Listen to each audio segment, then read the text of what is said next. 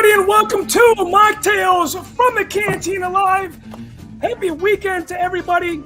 Episode 25 live. I have to start the show off by saying happy weekend, everybody. And I cannot thank my good friend Robert Hines for providing the music for this show for over 2 years now.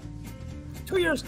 I am your host, Chris Macht. I am also a filmmaker that brought you The Force Among Us, The Force Within Us, The Walkers Among Us, the real fans of the saga, projects on the back burner, content weekly on Patreon as well. And I want to give a shout out to my Patreon producers. There are too many to name at this point.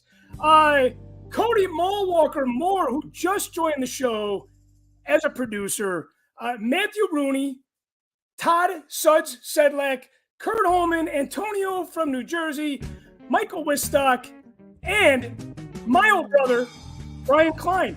Next week, we will have a little bit of a producers inspired show. It's going to be next Friday, because today's Saturday, so it's in less than a week. If you guys are local in the Illinois area, don't forget the Kane County Toy Show is tomorrow. I'm going with my good friend and brother, Tyler Page, and Brad Riverdahl. We will be there tomorrow, so be on the lookout for us.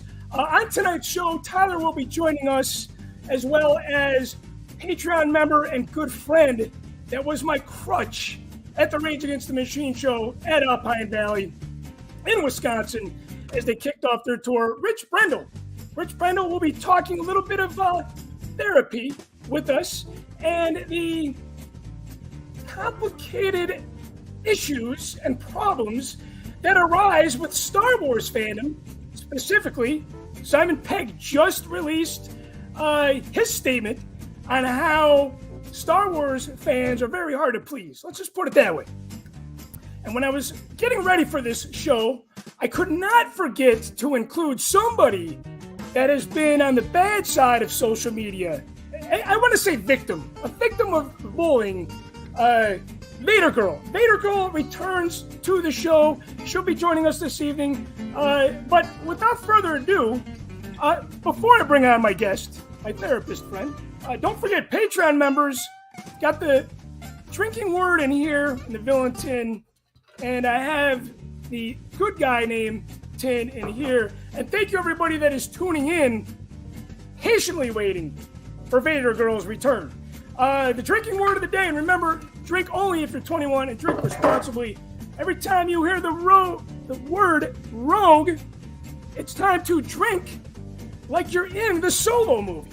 I watched that movie today for the first time since it was released, and man, there is a lot of drinking in that show. Compliments of Woody Harrelson. Patreon members, you got to stick around for that. You win a live prize if your name is drawn.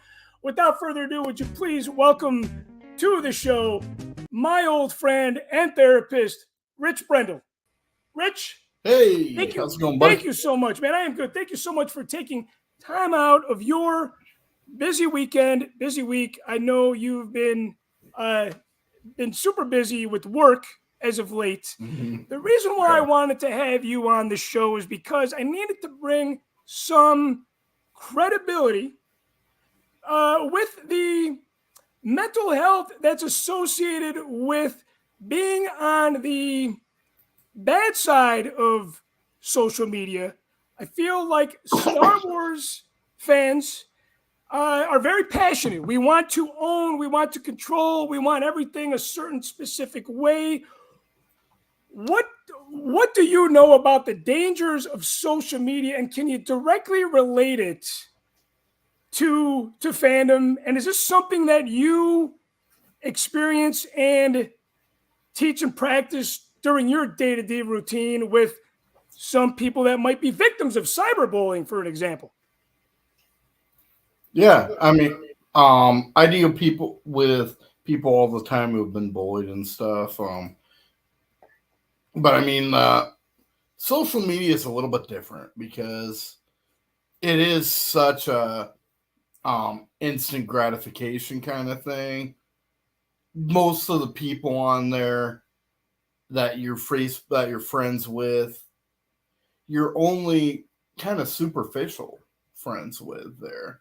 Like a lot of them, like, so as a result of that, a lot of these incredibly deep subjects, like you're not like relationally on that level to call somebody out on something, you know? Like Yeah, you're right. not like super close friends with them, but we still feel the need to do that. I mean, it gives kind of a validation. Um, like whenever we get a notification, hey, somebody responded, you're like, woohoo, I got a like or I got a comment or whatever. Yeah, like I have 3,400 friends on Facebook. I probably Mhm. only know 50 of those people. And Yeah, social yeah. media is good for promoting. I'm a selfless promoter, if you will. But speaking about selfless promotion, I do want to give a shout out to Kevin Lyle. Uh, uh, Check out his website, Norse Legion. He's got a lot of cool shirts. But Rich, going back to your statement and your thought, yes, it's instant gratification. But are people? Why are people more quick to have things blow up from a negative level as Mhm. opposed to from, let's say, a positive comment, especially when it comes to Star Wars fandom? Like, for an example, Obi-Wan was released. I lost a Patreon member because I told the haters to go stick it. Yeah. And this guy was like, hey, I'm a hater. You told me to stick it. I'm not going to support your show anymore. So what is it about fandom and Star Wars fandom where the negativity just really blows up, almost like a movement, like a women's movement, Black Lives Matter movement. It's almost like childish high school type things, but it becomes so serious in the fan community. Yeah. I've given a lot of thought into this one because I mean, I think we saw it most we saw it pretty heavily right after The Last Jedi, and it really hasn't stopped since then. Um we saw it before that a little bit, but that's when it really took off. Um, I think a lot of it has to do with our connection to the characters. Um, a lot of us, like I know that you, even Chris, the Star Wars was like your family growing up, right? And it helped you through some really rough times. You said before you wouldn't be alive if it wasn't. You might not be alive if it wasn't for Star Wars, right? Yeah, So absolutely. And I think that's why I might feel so protective and yeah, overprotective exactly. about it, It's because it's part of me. it's like insulting a member of your family. Or That's insulting what something that's part of our own selves. exactly. Yeah, that's why It's we take it so personally because it is part of our life. It is such a deep connection. We do have such a deep connection to it and to the characters. When The Last Jedi came out, so many people were like, "No, that's not the Luke Skywalker I envisioned in my head all these years." And you know, so it was like, let's say you have a family member that reveals some deep dark secret and your view of them totally changed all of a sudden. That's kind of how a lot of people viewed Luke after The Last Jedi. For example, it's like these characters are like family. Like, I wasn't that close to either of my grandfathers. So like Obi-Wan Kenobi was like my grandpa, that kind of thing. So Yeah, because you start that's a relating. big reason why we take it personally. You start relating to these characters. This is a film that's changed our lives. And when I made the Walking Dead documentary, I wasn't getting this. I wasn't. There was no gatekeeping. There was no you're personally attacking me kind of thing. There was the only thing that Walking Dead fans really complain about is if Daryl Dixon dies, who's still alive, still the fans would riot, and it never came down to that. But hey, Rich, I want to thank you for starting off tonight's episode shedding some light on this this topic, and we could talk about this for hours, but kind of wanted to open the floodgates tonight as I talked to Vadergirl, talked to Tyler Page from the Babu Freaks and Rebel Force Radio about, the negativity that's associated with Star Wars fandom. A lot of people tonight wondering why they're getting notifications from Machtails from the Cantina for something that they don't follow. That is because my good friend Vadergirl had wanted to ask me to join and join the galaxy and rule it together. So I got to thank everybody patiently waiting for Vadergirl. Vadergirl does not do a lot of live shows. She's been on the show before. Rich, have a good weekend. I will see you soon, brother. Thanks again for everything. Thanks, man. Thanks for the support, man. Take care.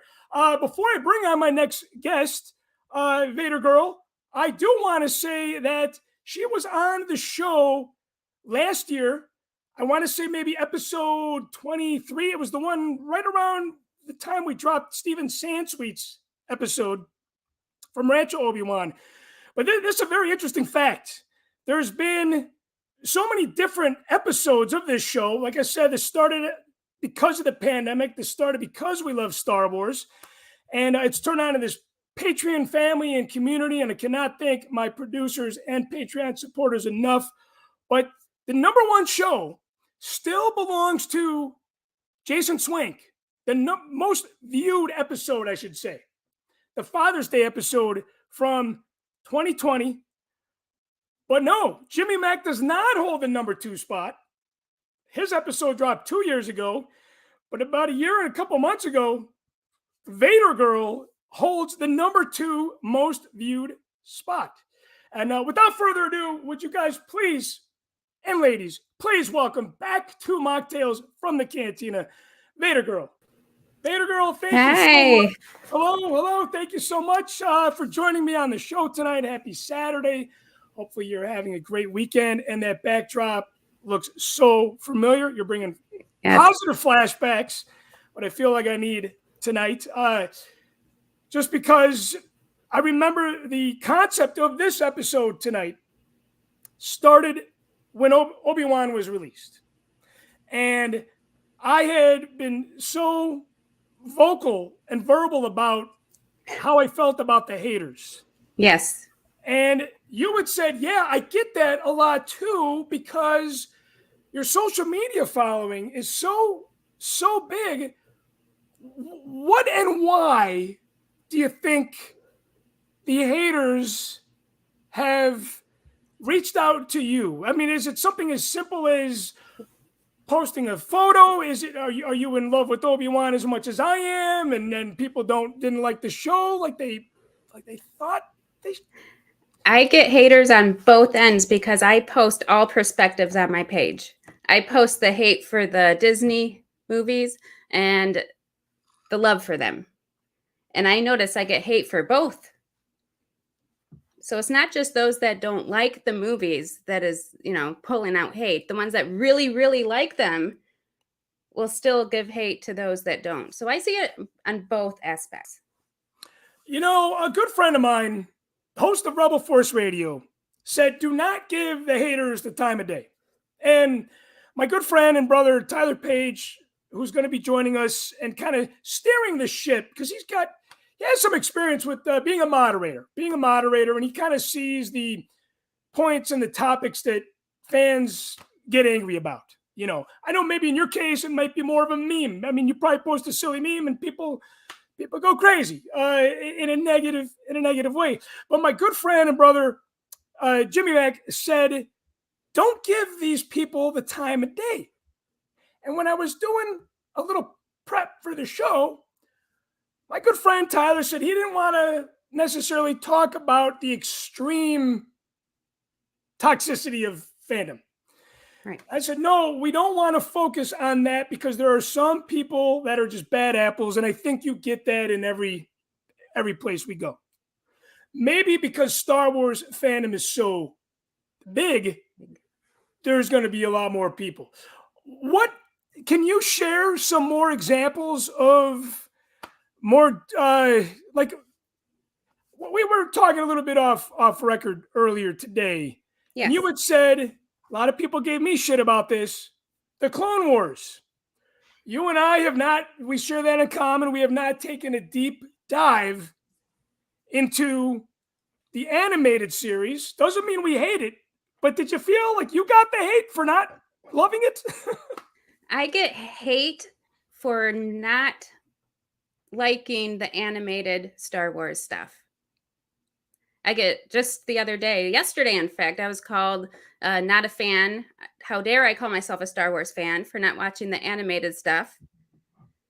And granted, I know the characters. I do my research. I know the characters. When Cad Bane showed up, I knew who he was. I know the characters and I know the storylines because I've read up on them. So how do you, okay, because Rich that was on before you, he had mentioned that sometimes there's instant gratification. Somebody's like, oh, I'm going to call you out because they might think they're a bigger fan. And of course, there's always self-esteem issues that people have, and there's a lot more going on. There's a lot more, but people don't show their face. And like, if you and I were sitting down, and if you said, I don't watch the Clone Wars, I can relate to that. But somebody like my friend Tyler Page probably wouldn't call you necessarily crazy, because that is not something that we like to do when we're in social settings. But like Rich said, people hide behind this wall we call social media. Now, that is primarily the thing you do. People can follow you on Twitter and Facebook and YouTube. Yep. Do you ever have a day where you just get slammed in so much hate where you're like, I don't know if I can keep doing this, because you're human like I am. Your feelings get hurt, right? Yeah, I've grown tougher skin now. So I pretty much take it. And I also take spoilers for people. People love spoiling the shows. People love spoiling the shows. Okay, yes. Have you noticed that on social media? Yes. No, I usually try to stay off social media. Try to watch it first. Yeah. Oh, okay. I try to stay off social media as much as I can, except for Facebook. But see, like with the Obi-Wan show, right? I was watching that every single morning, and I don't want to do any gatekeeping. And again, that's not what the real fans of the saga was about. I feel like if you can't watch the show within the first week, do you really care if there's spoilers? I almost feel like if spoilers are that important for you to stay away from, one, you shouldn't be on social media. Two, you should probably watch the show before it gets spoiled, right? Right. So, with Obi-Wan and Mandalorian, with my job schedule, I can't watch them until on the weekend. So I see spoilers here and there, but I keep my page spoiler free because I know other people are in the same circumstance. So, you know what? Somebody, Randy Strickland is chiming in. My first date with my wife of 23 years, I asked her if she liked Star Wars. She said she loved it. Come to find out, she had only ever seen the Caravan of Courage and the Battle for Endor. Yeah, that's like, okay, I've only seen the holiday special. I realized right then anyone can like any part and be a fan. Yes, amen to that. Amen to that. I agree 100%. I don't necessarily think that to add to what Randy had said and to what you said, I think the thing about this issue that we've had, especially last month. Okay, this is a little bit of old news because Obi-Wan is unfortunately kind of come and gone at this point. When I was at Celebration, Ewan McGregor had said, I really hope you guys like this. And I felt like when he said that to the crowd, he knew, like Simon Pegg just commented on the Star Wars fans, he knew that we are critical. I think it's crazy that people say, oh, I'm a bigger fan than you. You're not a big fan. You're not even a fan at all because you didn't like the Clone Wars. I think that is wrongly put. But I think to just go on social media and to tear something that you love so much apart. I know Brandon Woolgast, he's a Patreon supporter. He is huge on not buying into the negativity. There's so much negative shit in the world today. I think when you start mixing the negativity with what we love and what we want to escape through, Star Wars, music, what have you, it becomes like, hey, man, I'm trying to enjoy my downtime with what I love, and you guys are adding hate to all this. That is one reason why there's one that I did not like, and I refuse to talk bad about it. I refuse to talk bad about it on my page. I just said, you all make your own opinion about it, enjoy it. And I've never talked bad about it. Well, because I still respect it. What show was it specifically? The Last Jedi. Okay, The Last Jedi. Okay, so you weren't a fan of that, but you choose not to. Right, because I still respect it. Have you watched it lately? I went back a second time because I left the first time feeling down. Like, I never felt this way after watching a Star Wars show. So I went back, and I liked it better the second time. So you liked it better the second time. See, I did that with Solo today, right? Because producer Matthew Rooney just chimed in there. Producer Matthew Rooney had said, Chris, we listen to the podcast. We love hearing the podcast. We love what you have to say. But you seem to be anti-hate.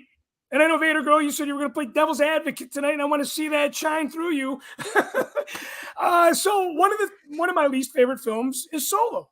I had not watched it since it came out on my birthday. Whenever I don't even know. That's how disconnected I am from Solo.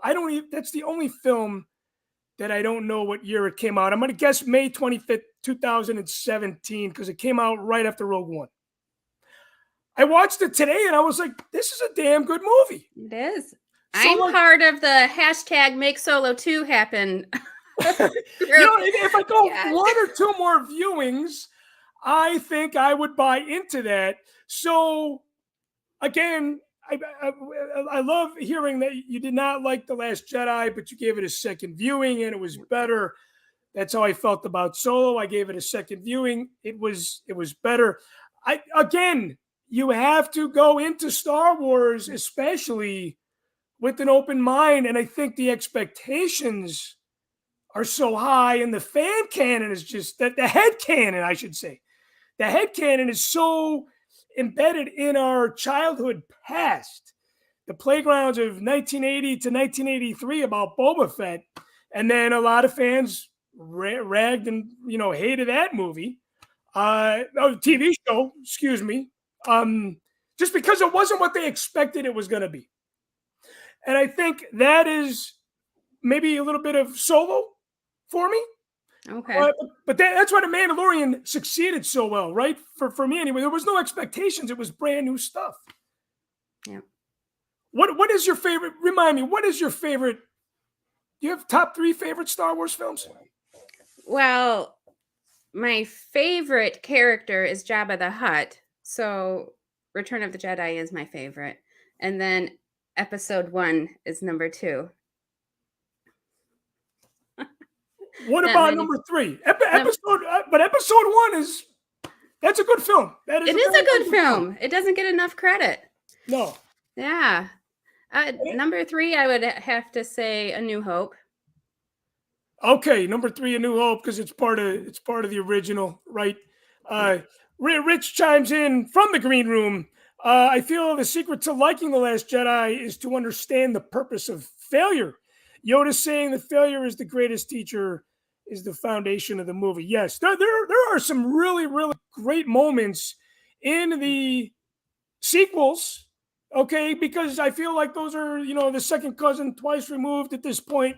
It's the post-Lucas era, but then you have great shows like The Mandalorian, Rogue One, Obi-Wan, that, I don't know. It gets very, very complicated. I feel like there's too many armchair quarterbacks. Producer Matthew Rooney corrects me. That came 2018. So I was twice removed from Solo. But Matthew, I hope that answered your question from what you asked me earlier about where do I stand with Solo? Why is it okay to bash the haters but be a hater myself? As again, Vadergirl is going to play a little devil's advocate as we move on during the show. Randy chimes in. Empire Strikes Back and Revenge of the Sith tie for my first. Empire, Revenge of the Sith, and Rogue One on my top 3 of all time. Tyler Page, I want to have him kind of do a little magic for us. He's going to throw something out to us, the Wolves, and he's going to say, "Hey, fans don't care for this scene, or this is what's caused the most negativity in fan groups." And I want to just have us have a little fun with this, and kind of chime in on what we think about the unpopular decision or moments of Star Wars. Tyler, what do you have for us? What's number one for us that you've noticed that's kind of causing a lot of stir within the fan communities? Yeah, certainly. So I'll tell you right now, what I've done is I've gone back through every Disney live action movie or show, and I've tried to pick out the moments that I noticed were popping. I screen calls for Rebel Force Radio. I get people calling in and complaining, calling in and saying, "I love this." I moderate Rebel Force Radio Facebook group. I look through a lot of conversations and I see both sides. But I got some visuals here for us too. So we'll just start right off with Kenobi. And the first thing that I think was the most controversial for a lot of people was the character of Reva. So a lot of people didn't like her acting. Some people didn't like her arc. What is your guys' opinion on Reva? Vadergirl, why don't you take that one first? I have a strong opinion on Reva. Actually. I do too. As soon as the episode ended, my husband was sitting to the right, and I looked at him and I said, "She was badass." Loved her. But as the series went on, she became softer. And so I didn't like that part, but I think we're going to see her get tougher again. So, okay. I love her. My comment on hopefully we get to see her move on, because I know that the end result of Obi-Wan season 2 is just a fan theory at this point. And I felt like, there was some closure with her character at the end of the season. But I don't, I really want to see a season 2. Let's put it that way. But when I first saw this character, and I saw this premiere at Celebration in a group setting, and I got to tell you, man, that was the old days, not the old days, but even seeing episode 9 in the theater with a group of people that love the same stuff that we do. You didn't get that with The Mandalorian. You didn't get that with the Book of Boba Fett, because there was no red carpet event. There was no live premiere. It was not in a group setting. So Obi-Wan, seeing Ewan McGregor, seeing Joel Edgerton, really, I was ready for this. Bail Organa, Jimmy Smits. But when I saw Reva, tomato, I was like, man, this character, yeah, she is a badass, but I don't like her, because she's making me angry. She's turning me into a Sith. She's making me dislike her because she was so evil. And that brought me back to my 5-year-old self, seeing Vader swinging around at the end of episode 4, the original Star Wars movie, going, man, I hate this evil villain. Why is he not dead? And somebody had told me at a very young age, if the actor or actress is making you angry or you don't like them, that is some really good acting, because these are villains that do not want to be loved and respected. These are people that are, these are baddies. So I thought her acting was tremendous. It was so well done. I would even go as far to say that her acting was more supreme than the good guy trio from the sequels. Poe, Finn, and Rey. Definitely not as good as Adams though. Kylo Ren was good because I hated Kylo Ren, just like I hated Reva because it was the evil. I was not cheering for the villains. So Yeah. that's a long-winded answer to that question, but I don't know why fans didn't like her because I don't think that anybody could have done a better job. And then when her story arc showed that she was there during Order 66, it started to make sense to me. Yeah. You're evil because bad things happen to you as a kid, you know?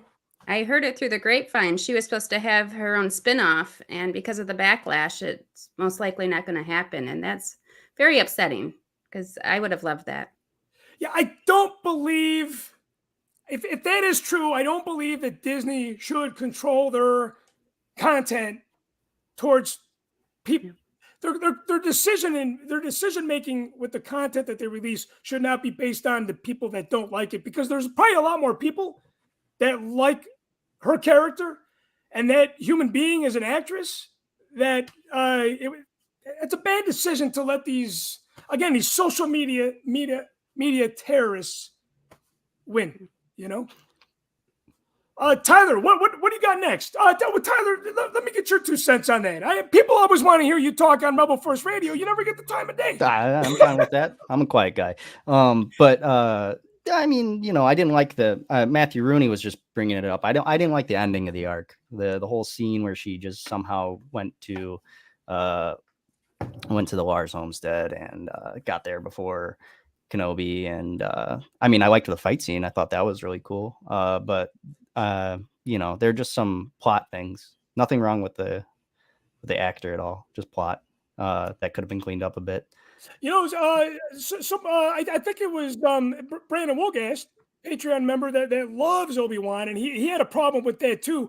When I watched it the second time through, I can't explain to you now, but when I watched it the second time through, it made sense that she got there before him. Book of Boba Fett. Moving on, this one kind of stirred the pot a little bit before Obi-Wan. You might say that because fans were disappointed in this show, it might have led to fans already being down in the dumps, which I swear they missed out because I thought Obi-Wan was just fantastic. Yeah. So Book of Boba Fett. There's sort of 3 things here, but they're all kind of related. You got the speeders. The bright colored speeders. And then you've got the other, basically just the ancillary characters, right? The mods. And then people didn't like the sand people or Tusken Raiders, whatever you want to call them.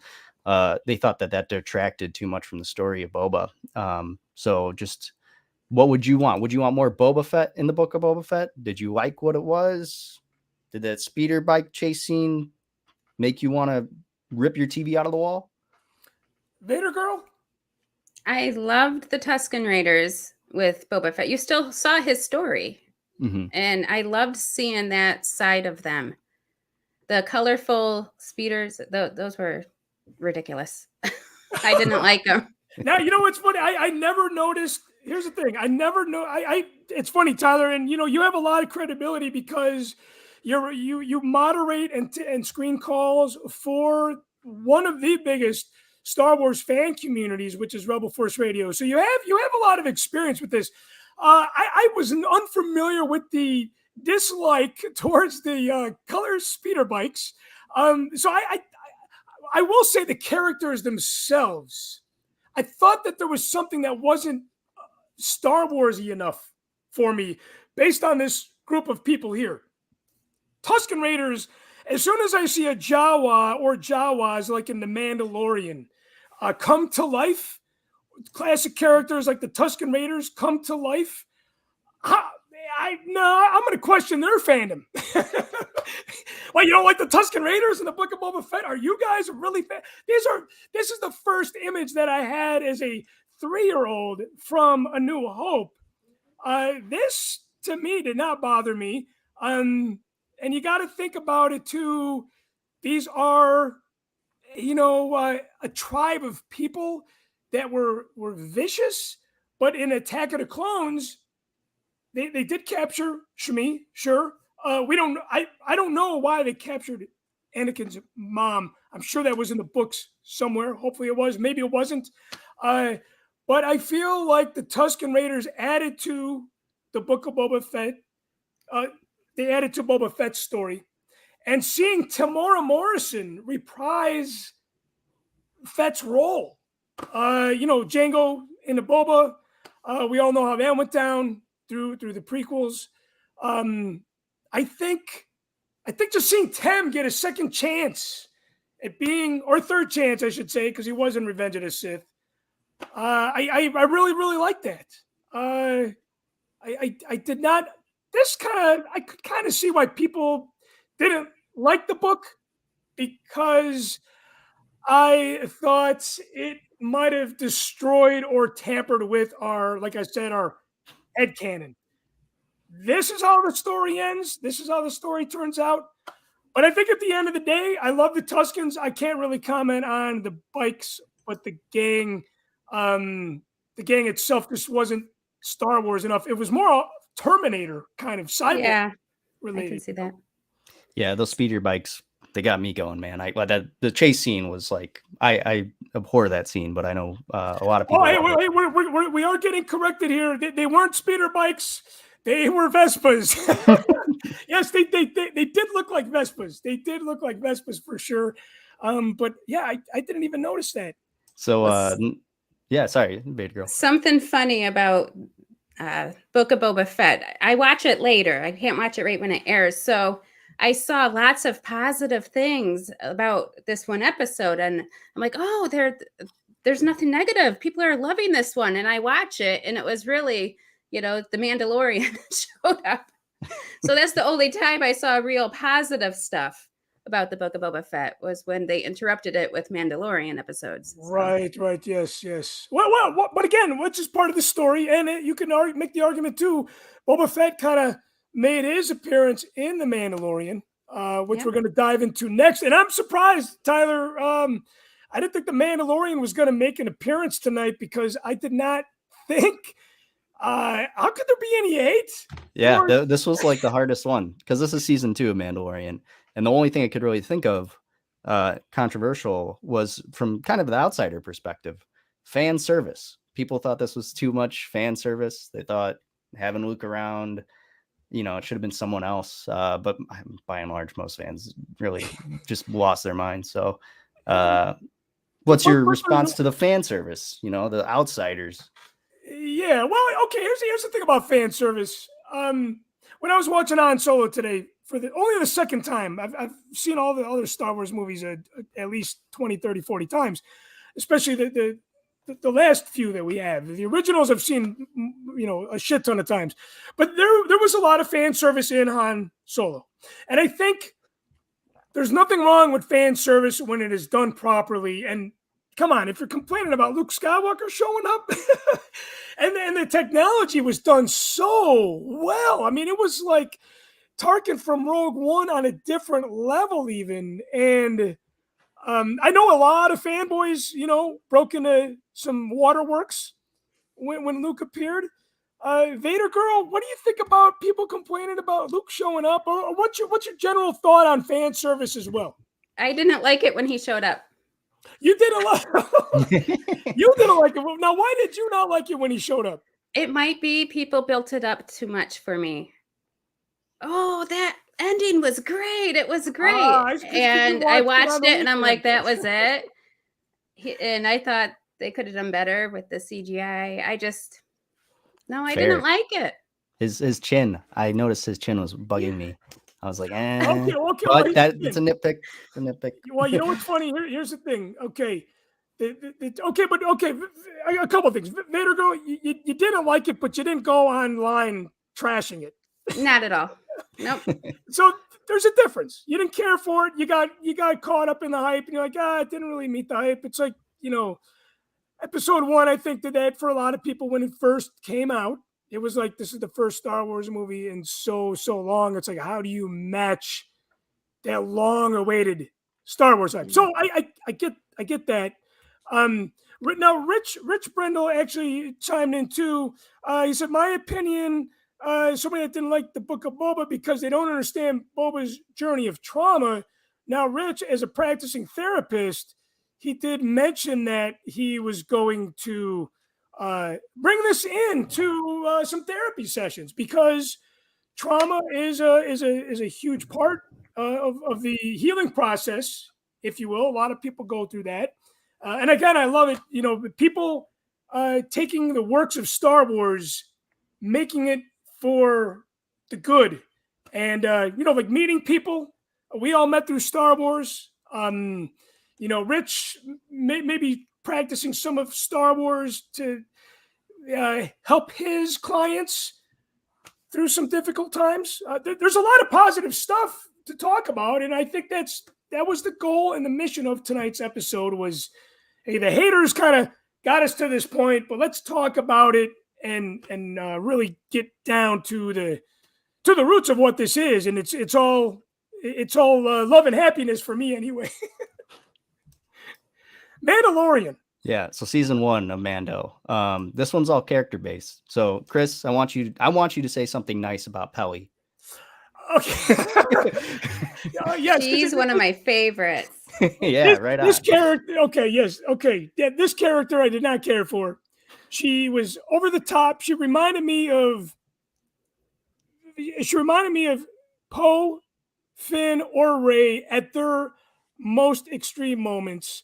Maybe I'm getting a taste of my own medicine, the energy. She was very energetic.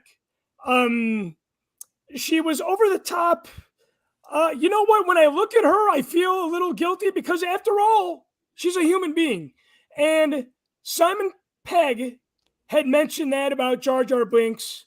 He had said that, he apologized for his hate on Jar Jar years ago. And he had said, at the end of the day, there's still an actor or actress that's affiliated with that. And that's another thing that people cannot forget. Jake Lloyd got death threats or hate mail.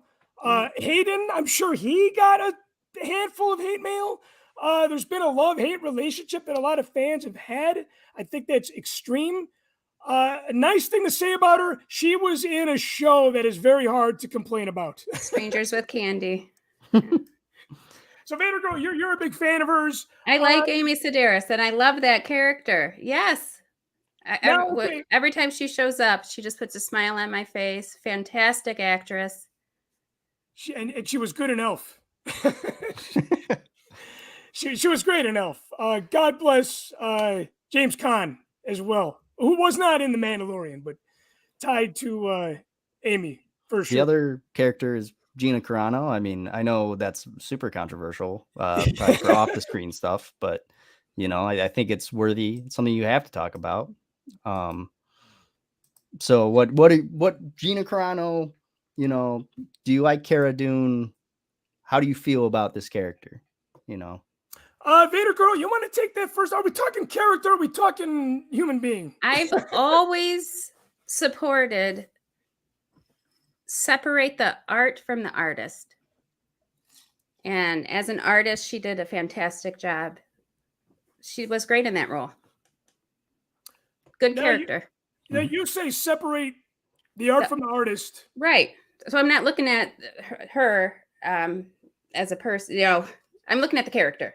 But does that quote imply to, like, let's say what I said about Simon Pegg when he talked about Ahmed Best and Jar Jar Binks? He said, yeah, a lot of people might have not cared for Jar Jar some time ago. Right. But there's an actor that's on the receiving end of his performance. Yeah. So good point. Do you still separate the art from the artist, or do you shed a little? Well, I would never be mean. I want to be always humanity. Always humanity. Always. Amen to that. Now here's the thing. The character, I thought the acting was not as good as it could have been. I thought that's what separated somebody like her from the Obi-Wan Kenobi show. Right. I don't want to say TV acting because there's a lot of great television actors out there. She's more of a fighter. I think she's very, very attractive. As a human being, as I get to know a little bit more about her, You know what and I don't want to be a hypocrite or contradict this at all, but Zach De La Rocca from Rage Against the Machine said, "Why stand on a silent platform? Fight the war. Fuck the norm." She had a platform and she used it. So, if it was do I agree with her? No, but she exercised her rights, and she exercised what was on her mind. So I respect her for that.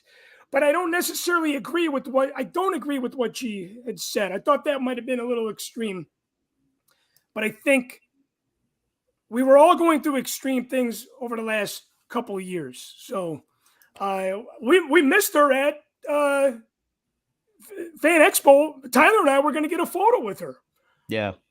I mean, you just got to. I mean, I love her, but she made some mistakes, and unfortunately, she lost her job when others, you shouldn't lose your job over an opinion. So, Agree. The next Disney live action is Rise of Skywalker. And the main thing I have here is really plot related, but a lot of quotes. They fly now. There's also somehow Palpatine returned coming up, and then bringing back Palpatine in the Rise of Skywalker. Anyway, how do you guys feel about those choices? Bringing Palpatine back, and then what was the other choice? Just dialogue, just bad dialogue. I mean that's a Star Wars trope, but yeah, like there's always bad dialogue in Star. Or there's always challenging dialogue, I should say. Mm-hmm. And like what was that? Harrison Ford. You can write the shit, but you can't say it. Here's the thing. I thought the plot on Palpatine being like, does it always have to be family in Star Wars? I guess so. I guess it's always got to be about family dysfunction. That is exactly what this plot had showed us. Dialogue in Star Wars, what it is what it is. Love it, hate it, agree with it. I love to quote it all the time, even the funny, stupid shit.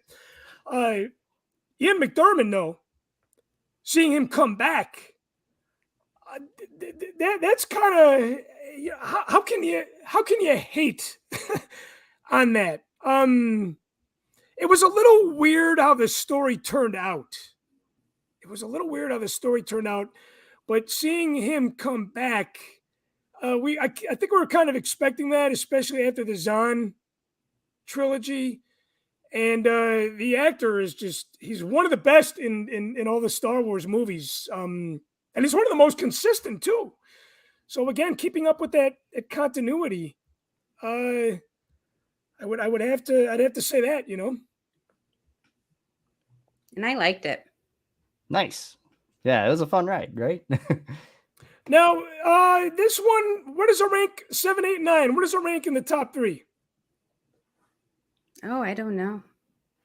I mean, is it one of your least? Is it one of your best? I would say right in the middle. I would probably say it's at the bottom of my list. But again, a lot of fans hated this one. Oh, a lot of fans hated 8. I know that. That one. And this was kind of the cleanup crew. Yeah, Attack of the Clones and The Last Jedi are the bottom for me. This is a good one. It says, yes, but the difference is it made sense in the Zahn trilogy. Yes, him coming back. Maybe not so much in episode 8. But now, I want to thank everybody for chiming in. The chat is blown up tonight. And I want to thank everybody for tuning in as we continue on this dive here of controversial or least liked things in the Disney era. That seems to be the one that's causing the most stir. I'm sure we're going to have Rogue One in there as well. Hopefully, that's part I had to make sure to include that. But the next is Solo, and a lot of people complained about 2 things in Solo: the lighting and Darth Maul's appearance. So did that pop out to you guys? What's your how do you feel about Maul just those kinds of questions. Hashtag make Solo 2 happen. You know, I could a couple more viewings. I could be there with you. Okay, the lighting. First of all, it was dark in the theater, but when I watched it today on 4K Disney Plus, it was quite dark. By the way, this poster is great. I love that poster art. Fantastic job. Donald Glover did a fantastic job as well. That's Donald Glover. Yes, did I get that name right? Yeah. Okay. See, you're not connected to a film. You start questioning if you really know the actors' names or the character names, for that matter. The lighting was dark. I did feel like when it was dark, it was appropriate. Like in the beginning, right? It's like, okay, those are like people that don't like sunlight. I get that. But as the film went on, I'm like, yeah, this is kind of shot dark. I'm just an amateur filmmaker, as you know, but I understand even the fans understand sound and lighting. You know, it's even though to put it in the layman's terms, you understand what's right and what's wrong. Darth Maul should have died by the hand of Obi-Wan Kenobi and have been left that way. I know you guys love the Clone Wars. I know he comes back in Rebels. Him appearing at the end of this, it was cool to see him, but when I saw it today, I'm like, he should have died at the end of episode 1, like first and foremost. He's not the Emperor. You guys might know the backstory on how he came back. Okay, you could question my fandom that I don't know all of Darth Maul's story, but to me, like my friend Billy Mack said, he sticks to the movies. He sticks to the TV shows. He does not go outside into the video games and the comic books and the novels. There's a lot of stuff that is written there that might explain a lot of the stuff that we don't know. But seeing Maul come back, they should have had Ray Park play him, in my opinion. I think they should have at least had some continuity in this character to do it the right way. And at the end of the day, my second viewing of Solo, this one is my least favorite scene, believe it or not. Tyler, what was the big complaint about him coming back? Why did people not like? I thought Ray Park played him. I was pretty about sure to he Google did. it. I thought he did. I was getting my phone to I thought he did. Because it did not look like Ray Park. So if it was Ray Park, David Gladding, Kyle, I hope I'm pronouncing that right. I'm sorry. Everyone's saying it's Ray Park. You're out of your mind. It didn't look like it. I was expecting. Okay, we don't judge. I was expecting episode 1 Ray Park, but obviously he's aged. Okay, again, man, I got to correct myself, and I will take it. Solo, I'm unfamiliar with the characters and the actors behind this production. I was curious who played Two Tubes at the end, of course, from Rogue One, because he was part of the army. I was wondering who played him. If it was the same actor, one of those two-tube actors that played him in Solo, but I didn't. That's the thing about Disney Plus. When it's over, you don't get the full credits. You get coming up next. You know. So okay, that's my poser moment of the night. Ray Park did play him. It didn't look like him. I'm still not happy about Darth Maul living. That's for sure. Yeah, that's the main complaint. People don't like the fact that he came back and it seemed kind of random that he's running Crimson Dawn. I question it, but they can fill in the gaps later. That's what Star Wars does best. So I can't argue with that. I cannot argue with that. So yeah, the next one is most divisive Star Wars film of all time, as Jimmy Mack says, and that is The Last Jedi. So, which is gonna be episode number 8. Number 8. Yes. Okay. So, this one I actually like this one a lot. I know this is not a fan favorite. Yeah, it's obviously, I think it's pretty obvious. The most controversial thing is Luke, right? The Luke death scene. I almost walked out. Yeah. When Captain Phasma died. What a waste of a character. You know what? That was a waste of a character. But you didn't walk out when Luke almost died. Were you okay with the way Luke died? I was already disappointed, so I couldn't go any lower. We're supposed to be positive. We're going too fast. We're going too fast. I definitely want to talk about episode 8 because I went over to my friend Ray's house and he had this on. I went over to pick up this massive haul that I just shared on Inside the Wampa Cave. Gave me all this stuff for free. All the Star Wars. He gave me a Star Wars collection for free. I owe him a drink or two at the bar next time we go out. Now, Mark Hamill kind of stirred the pot of controversy, if I'm not mistaken, on how his character was portrayed. I don't agree with Mark. It was refreshing to see Hamill in this state. I mean, that's a great photo. If I can get Mark Hamill's autograph again, I would have him sign that photo. His death scene, I thought it was a sacrifice for the well-being. It was kind of what he learned a little bit from Obi-Wan in A New Hope. The martyr, if you will. I don't know if you can share with me a little bit more in detail, to quote Krennic, what Jimmy Mack had said about or what the fan community had said about the death scene. Like, why is that a big complaint on the way that he died? It's not. I don't even know if it was really the death scene. I think it's just the lack of explanation as to how the character changed. Right, like you get grumpy Luke, and he's just out of nowhere, and then he just dies. And it felt like a very unfulfilling arc for the end of the character. I think that's why we saw him in The Mandalorian, because it's like we got to see more of Luke, even if it's young Luke, right? Yeah, and the explanation as to why they didn't include him in TFA is, well, we didn't know how to write with that character. When we include him in scenes, he takes up too much time, and it's Favreau figured it out, Favreau and Filoni. So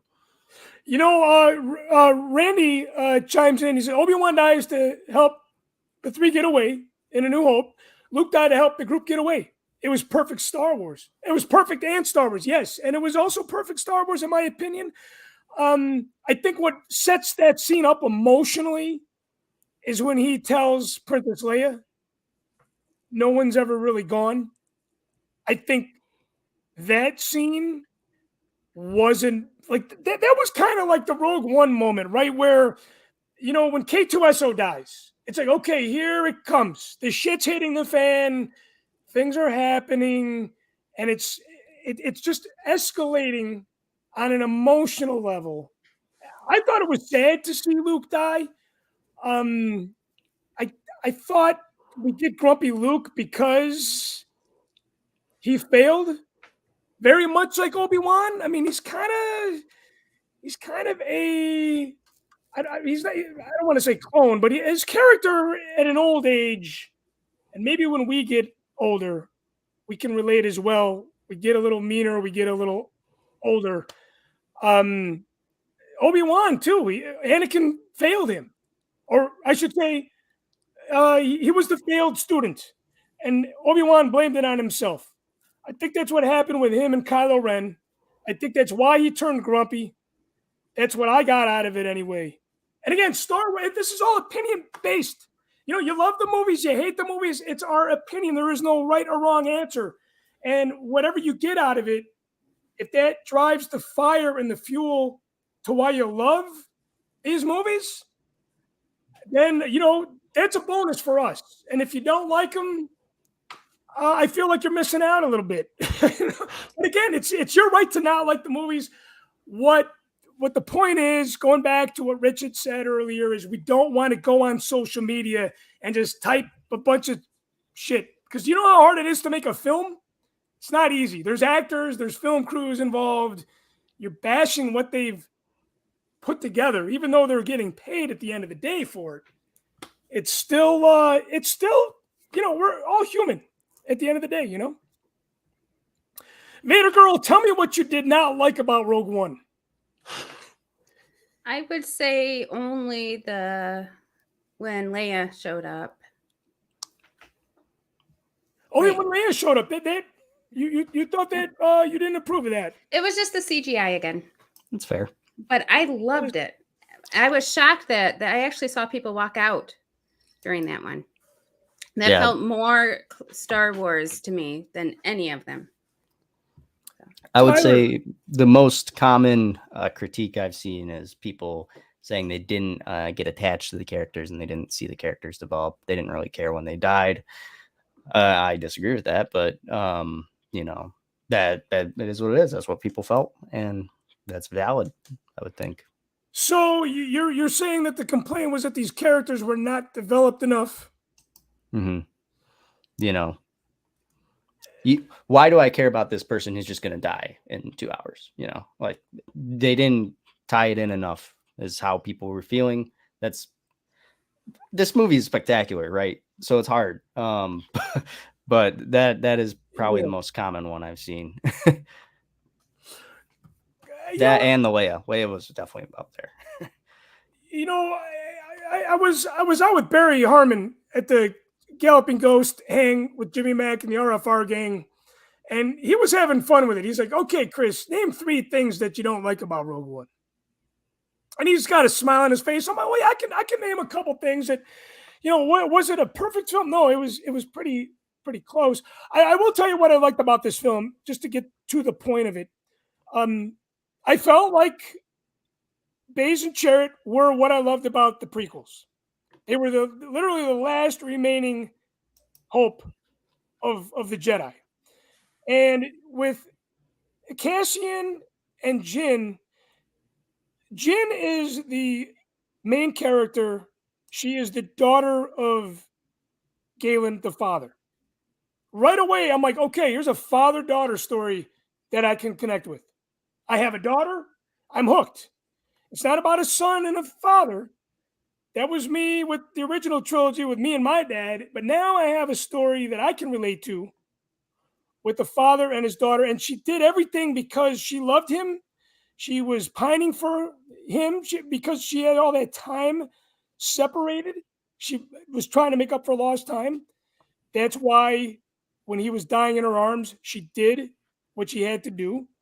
I thought Riz Ahmed was just so good in that movie. He should have won an Academy Award for that performance, in my opinion.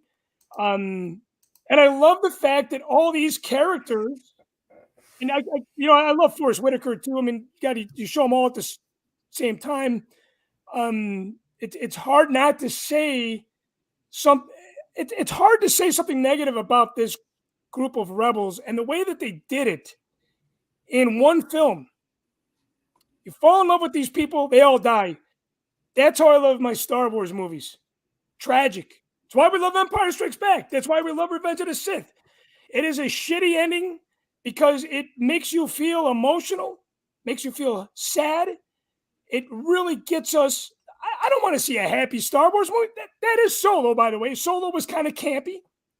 You know, I like Star Wars to be dark, depressing, and that's just an opinion. That is just an opinion, but hopeful. Dark, depressing, and hopeful. And K2SO, Brad chimes in. He's an amazing character. It's hard to argue that fact. And all the minor characters in that film really drove that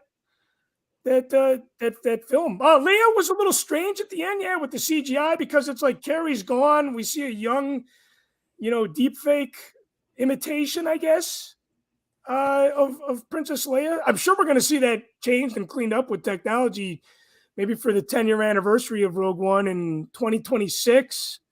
But it's such a great film, and it made me fall in love with Star Wars all that much more, that much more.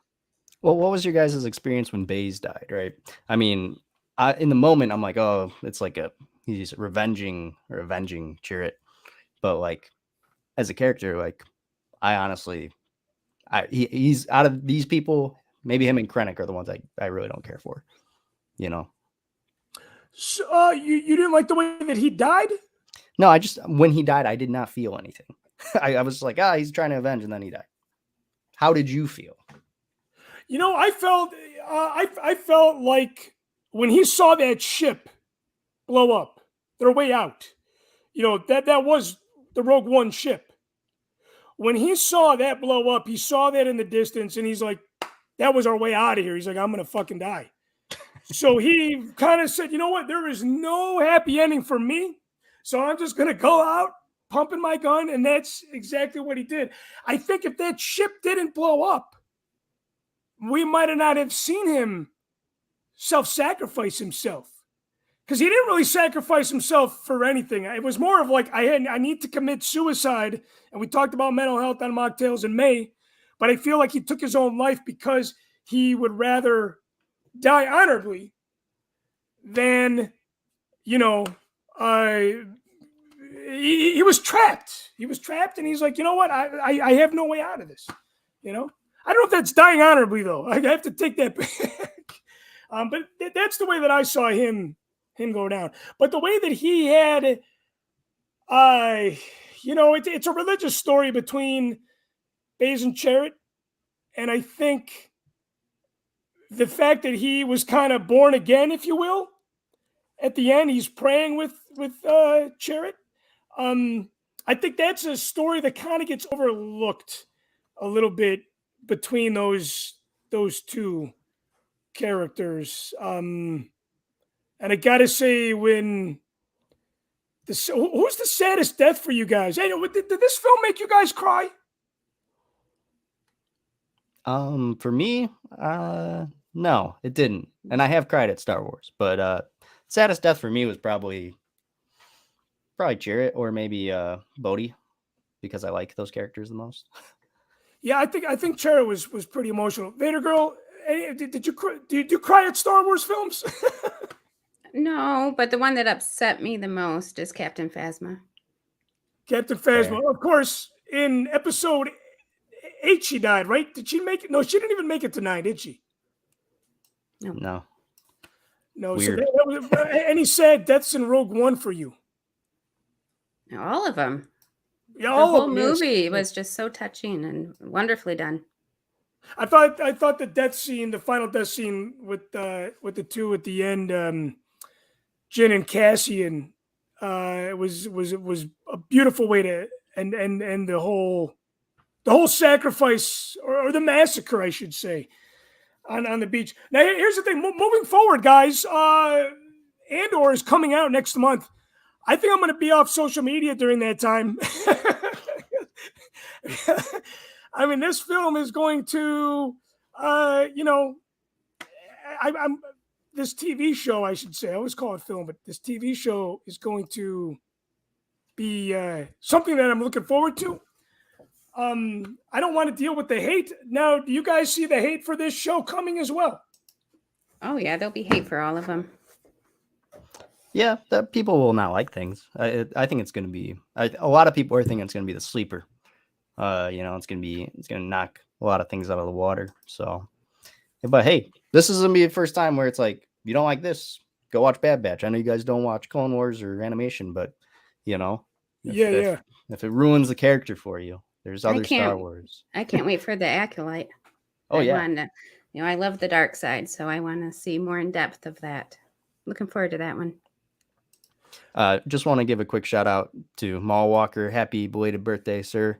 He's chiming in saying hi, Patreon member.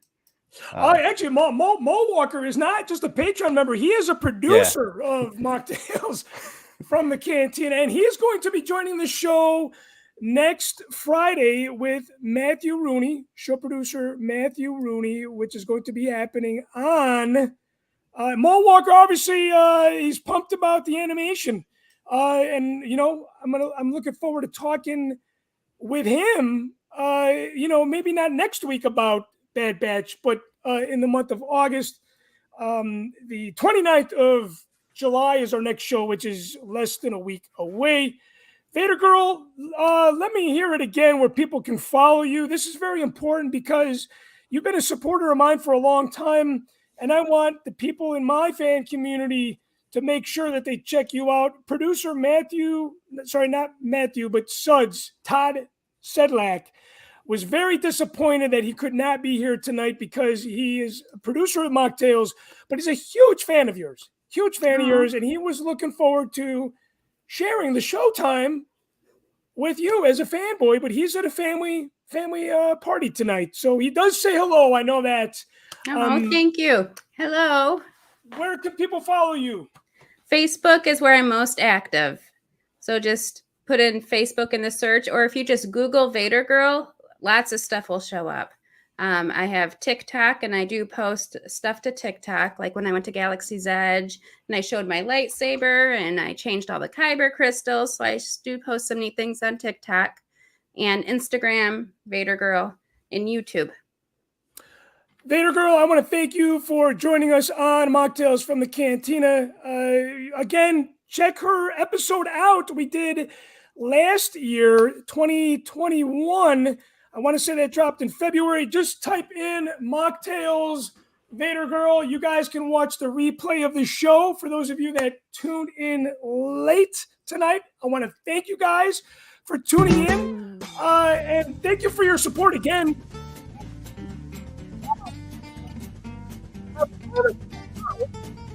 Need to pull the name from the tin. Remember, Mocktails from the Cantina on Patreon. $2 is all you need to support the show.